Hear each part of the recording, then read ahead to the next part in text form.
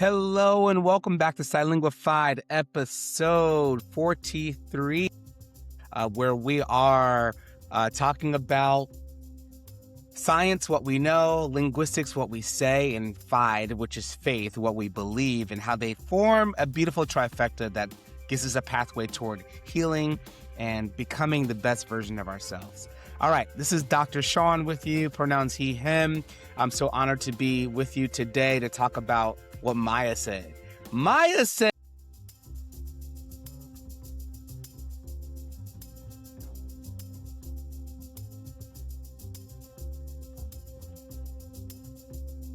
shut up.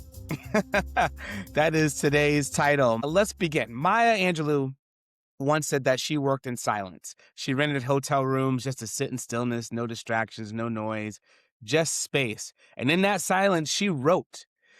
So we live in a world that obviously confuses noise with productivity. We wake up in the morning right to notifications. We have meetings that are on our mind, opinions that are being shared, commentary on TV. We scroll before we even think.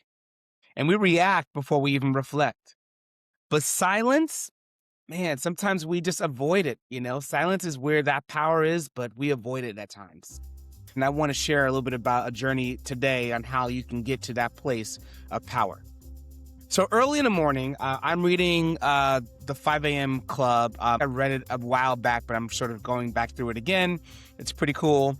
There's some concepts that are great, some concepts I don't always agree with as well, but they talk about this concept of early in the morning, right? Before the world wakes up. Something happens neurologically. Now, not everybody works just 9 to 5 days. So I understand that sometimes this morning time can be a different time based on what you can do, based on your availability, based on what's quiet for you. Some people work overnight, so their morning time is actually nighttime, right? But basically at that quiet time, before you begin interacting with the world, before the world means something to you, something happens, the brain slows down. Prefrontal cortex, which is that part responsible for executive functioning, planning, anxiety, reasoning, that begins to operate with more clarity. So the noise of external stimuli hasn't hijacked it yet, right? In the morning, it slows down. So in that stillness, that's where we can actually find some of the sweetest moments. If you begin to lean into the idea of stillness and silence, especially in the morning or when you first wake up, and just put that time frame around there where you're protected with nothing else, you'll be able to find even some meditation or some reflection time where you're able to increase your dopamine and your serotonin. Dopamine is that feel-good energy, that desire to do things. And that serotonin is that feel-good drug that gives you that sort of stabilizing feeling, right? Your creativity increases there. Your problem solving improves there. Your insight sharpens. And it's not mystical, it's just neuroscience and behavior.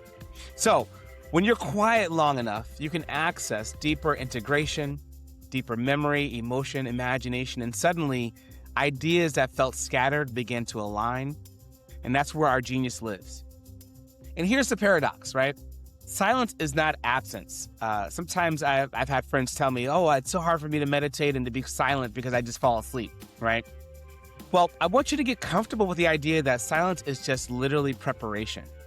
Instead of just thinking of preparation as just talking and meta speak and writing and planning and visioning, think of silence as your preparation.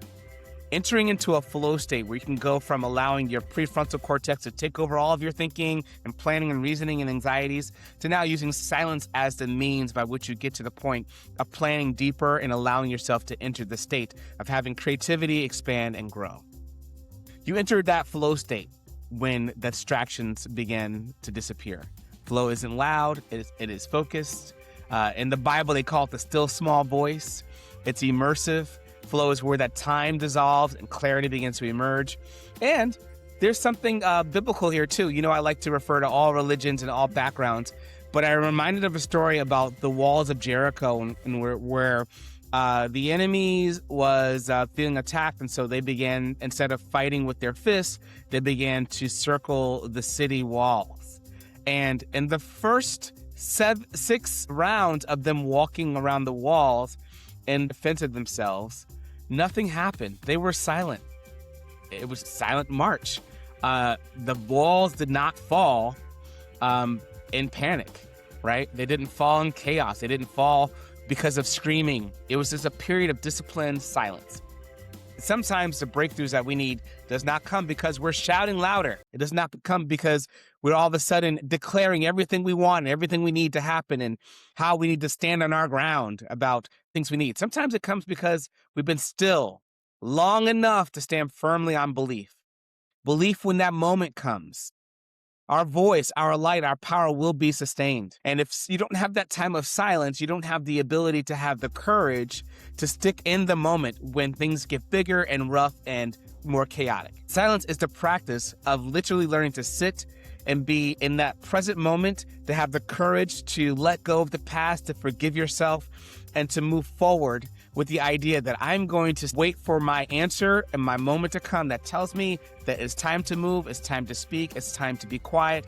And when that silence is there, it no longer is weakness, it is all strength, it is all alignment.